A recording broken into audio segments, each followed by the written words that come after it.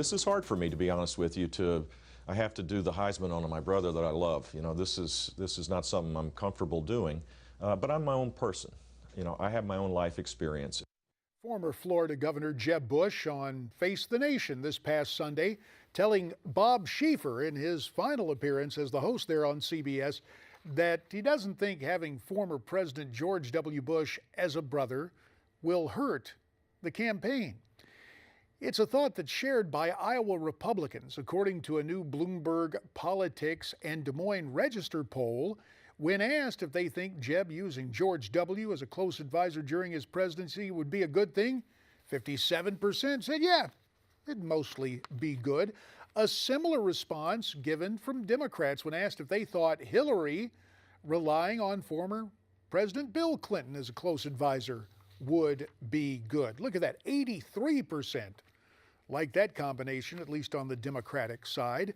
For more, it's high time we brought in our political panel. From Newsmax, New York, our good friend who leans leftward, Rick Ungar. And of course, Rick is co-host of the Daily Wrap here on Newsmax TV, as well as senior political contributor for Forbes.com. And from Newsmax DC, our good friend who leans rightward, Republican strategist Ford O'Connell. All right, here it is. People out in Iowa say, family advice is a good thing. Rick Ungar, to you first. Yeah, I actually agree with them. Look, there are not very many people alive or even dead, for that matter, who have had the experience of being president of the United States. If you've got somebody who you can trust like that, who's close to you, you bet you should ask them for advice. I think that W would have been much better served had he been more willing to ask his own father for advice from time to time. So absolutely, it's a good idea. Ford, we take a look at this thing, and I just thought that the whole notion of having two families 20 plus years later, it gets to be a little much. And yet, in Iowa, apparently it's cool in both parties. Well, look, if Hillary's last name were not Clinton, we wouldn't be having a presidential coronation on the Democratic side. Understand something. Democrats like dynastic politics, whether it's Adams, Roosevelt, Kennedy, even Biden and Pryor in the Senate. Democrats like dynasties. It's just that simple. On the Republican side, though, I'm not yet buying this Bloomberg poll because I'm going to say this. George W. Bush's approval is now above 50%, and people may want Jeb to have his advice, but it's Jeb's last name. 56% of people saying the most recent CNN poll is going to make them less likely to vote for him. So Republicans are looking for something new. The question is whether or not Jeb can pivot from being the third Bush to actually being Jeb Bush, the former Florida governor.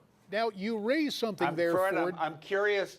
I'm curious why you feel that Hillary wouldn't be a candidate if her last name weren't Clinton, but you don't seem to feel the same about Jeb Bush. I think they'd both be candidates despite their last names. They're both very well qualified. Well, no, I believe that Hillary Clinton would be a candidate, but she's a terrible campaigner, and she wouldn't be where she is if her last name were not Clinton, and she certainly wouldn't have been Obama's Secretary of State if her last name were not Clinton. Jeb Bush is a totally separate animal. Yes, he's gotten by on some nepotism, but his record as Florida governor is solely his own, and it's a pretty good record, and Republicans like governors.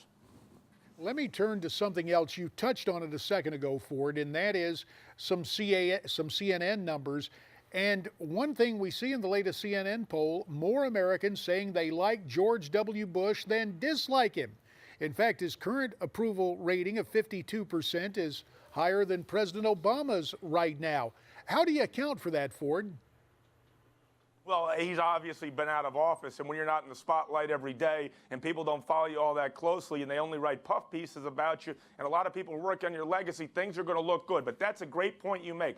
Look at George W. Bush's numbers. If they're significantly higher than Barack Obama's, when Barack Obama exits this White House, guess what? The Republicans have a great shot at winning the presidency in 2016. Very quickly, Rick, your thoughts on that?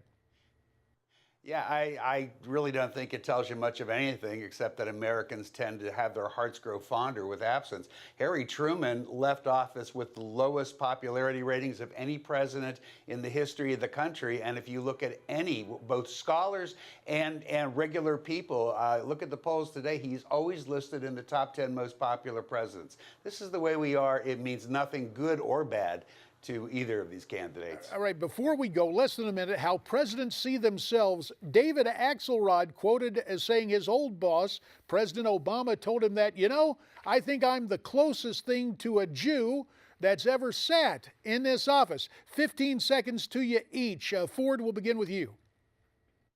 Guess what? The greatest political export for Democrats is the hurt feeling society, and as the great Charles Krauthammer says, only 15% of Israelis approve of President Obama. I wonder why, given the Iran deal and meddling in the elections. All right, Brother Ungar, you get the last word. Well, those same Israelis picked a prime minister that I think they were already sorry for having chosen, looking at the government he had to have said. But I got to tell you, I went to President Obama's bar mitzvah, so I can vouch for him. Shirley, you jest, and no, I'm not calling you Shirley. I still call you Rick Ungar, and I call you Ford O'Connell. And gentlemen, to you both, you have our thanks. More to come on Newsmax Prime.